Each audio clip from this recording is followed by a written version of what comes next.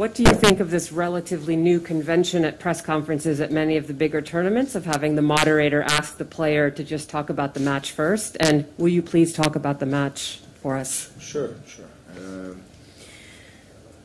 Well, another thrilling match, for more than 3 hours of great battle,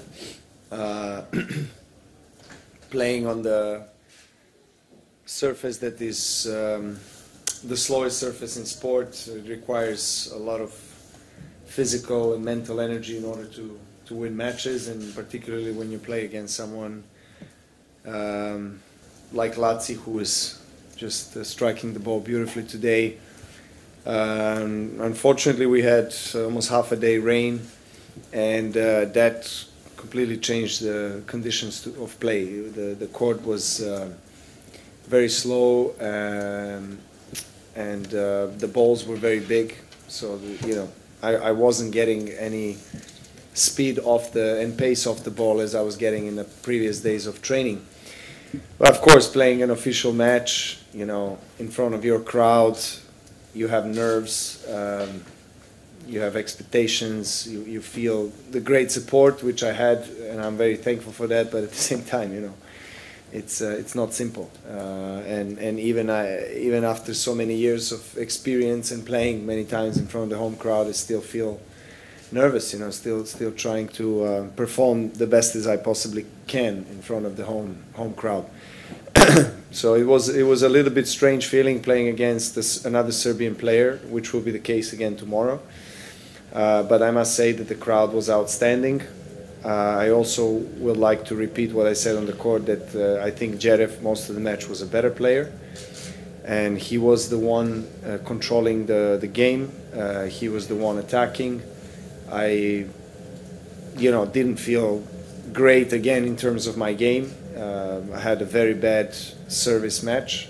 I had a very bad match with my serve, and kind of ups and downs, really. I like the way I managed to physically hold on and push through and survive a thriller of almost 3.5 hours. That's the positive difference comparing to Monte Carlo, for example, where I just wasn't able to physically sustain the third set. Today, that was different. So if there are positives, I think that's the one. And hopefully I can recover for tomorrow. So I can say, I need to play better than I did today, because Kecmanovic is in a very good form, very good shape. Hopefully with a good energy from the crowd, things can look positive for me.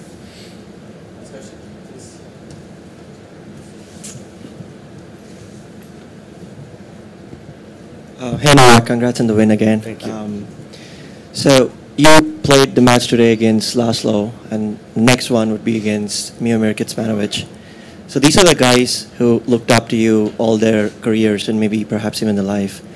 Could you tell us a little bit about the dynamics of influencing these players' careers and lives? Would that kind of add an extra burden when you have to be their opponent on the court?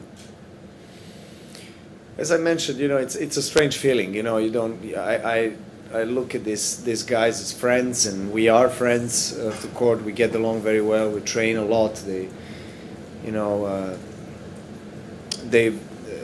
many times came up to me and asked for advice and talked about life and tennis, etc. So I was always very happy and pleased to be able to offer some kind of counsel, whatever that is, that could be hopefully helpful for their careers. And I'm really glad to see them play well and to see them succeed. I always cheer for them.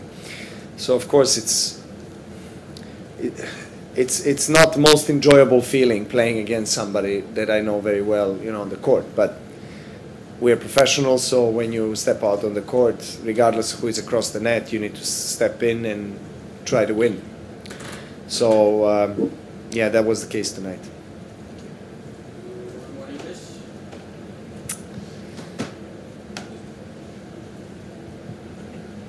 Hi Novak, just following up on the previous question, Lazzi also mentioned that he looked up to you and he admired all your achievements, but not today, because today you were an opponent. Do you remember the first time when you met him, and what were the circumstances then?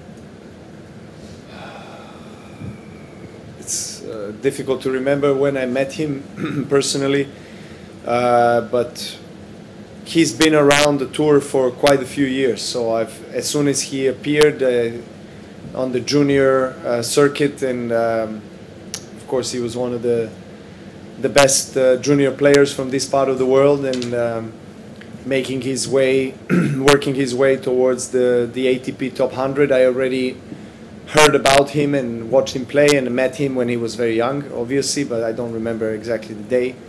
And I always admired his humbleness, his modesty. He's very quiet, down to earth, just probably the biggest working ethics from all of us. I mean, he's incredibly hard worker, and you know, he deserves everything he got, and I think he deserves even more. So, as I said, you know, I'm aware of his quality, and I think he's becoming more and more aware.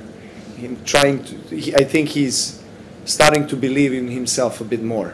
You know, he had a pretty good also last few months, and played a close match against Tsitsipas in Monte Carlo. So, you know, I think clay historically has been his surface, his most preferred surface, most successful surface, and I think him and Kecmanovic can go a long way if things come together, of course, but they need to believe in themselves a bit more. I think, of course, it's disappointing to lose a match like this for him tonight, but I think he can be proud of his game because I thought he played on a high level.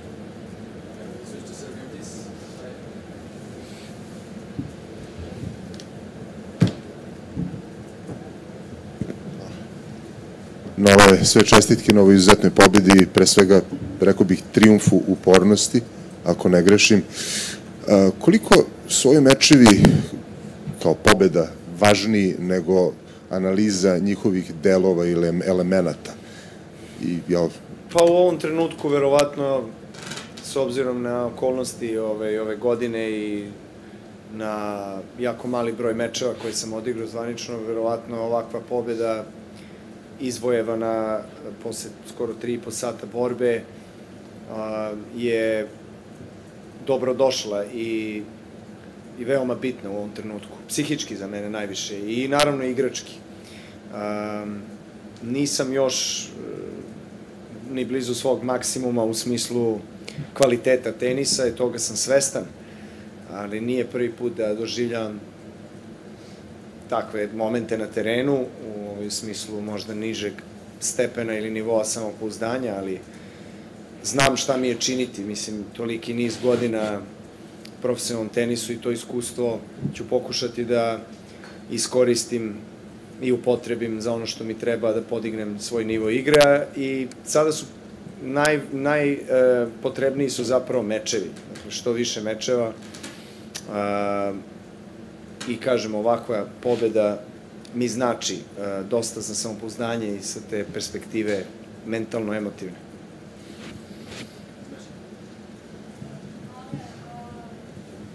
Ale danas je glavna vest da je Wimbledon zabranio ruskim i beloruskim teniserima da igraju na tom Grand Slamu. Kakvo je tvoje mišljenje? Jesi možda pričao sa Rubljovim, sa Hačanovim ovdje, ili ne znam, da si čuo možda sa nekim drugim? Kakvo je tvoje mišljenje? Uvek ću osuditi rat, nikada neću podržati rat. Kao dete rata znam koliko emotivnih trauma to ostavlja, i mi ovde u Srbiji dobro znamo 99. šta se događalo, i uopšte na Balkanu smo imali puno ratova u nekoj skorijoj istoriji, tako da običan narod uvek najviše ispati. Ali ne mogu da podržim odluku Wimbledona, mislim da je suludo. Igrači, teniseri, sportisti nemaju ništa s tim. Tako da to kada se umeša politika u sport ne ispadne dobro.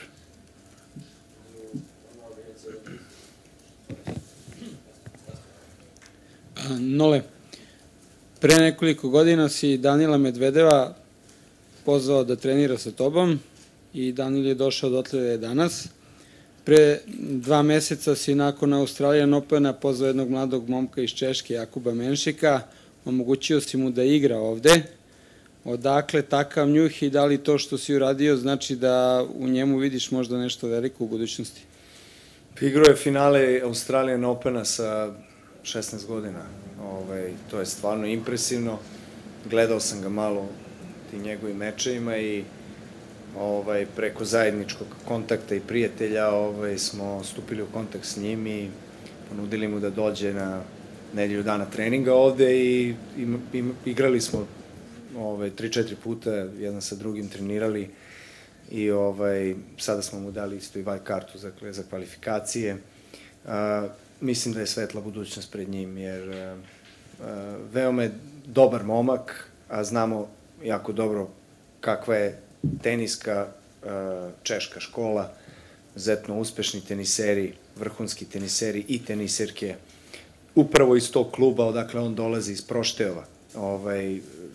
Čovek koji je vlasnik kluba, on je sponzorisao i Kvitovu i Berdiha i tako dalje, šampione koji su dostigli sam svetski vrh i on je jedan od njih, tako da velike se nade polažu u njegu u Češkoj i da, mislim da on ima predispozicije.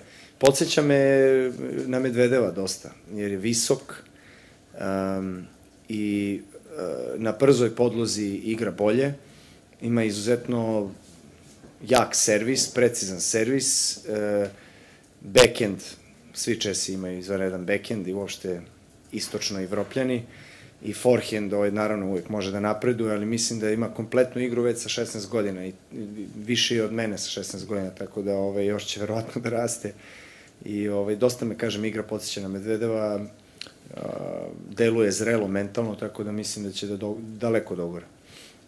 A odakle ti ta motivacija da tako izlačiš mlade tenisere i da im pomažeš u karijeri? To je jedinstveno od svih sportista do sada. Pa mislim, ne izlačim ih ja, oni su već tu dokazani, da li u juniorskom tenisu ili neki početak seniorskog, pa ne znam, ne volim sad da pričam o sebi, da hvališem sebe, kako, šta i tako dalje. Ja sam se uvijek trudio da budem dostupan i da budem na raspolaganju mladim teniserima, nezavisno odakle oni dolaze. Dakle, pogotovo mladi teniseri kojima najviše i treba savet, pomoć, podrška, smernica, ako žele da dođu, znaju da kod mene uvek mogu da dođu. Tako je isto slučaj sa ovim mladićem koji ovde igra, isto Holger Rune. S njim sam isto trenirao dosta puta u Monte Carlo i pričali smo i tako dalje. Ja volim kada mi priđu mladi teniseri i postavljaju pitanja. Mislim, to je najbolji način da se nešto nauči kada odeš do nekoga ko je već ostvario nešto što ti želiš da ostvariš, prošao kroz to iskustvo vredno, pa ima nešto da, nadam se, vredno podeli sa tobom. Hvala puno.